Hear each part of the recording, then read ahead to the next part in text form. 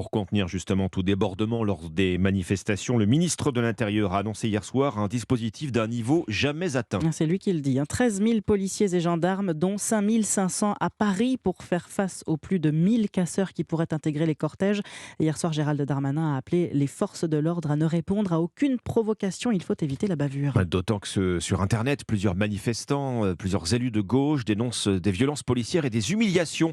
Vidéo à l'appui. Et des images parfois tronquées auxquelles les forces de l'ordre répondent avec leurs propres vidéos.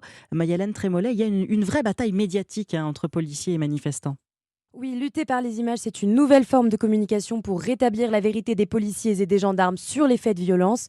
Face aux smartphones des manifestants, véritables caméras de surveillance, les forces de l'ordre font tout pour recontextualiser ces épisodes de violence et changer la perception des affrontements.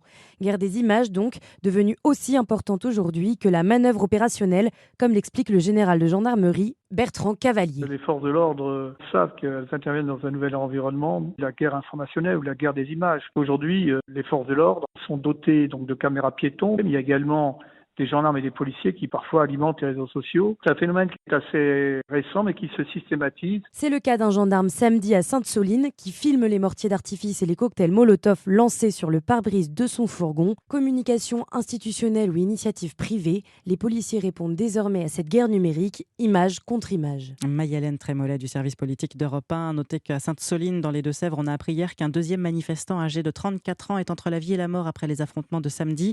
Il aurait été opéré du cerveau hier. L'autre victime de ces heurts, âgée de 30 ans et souffrant d'un trauma crânien, était dans le coma hier.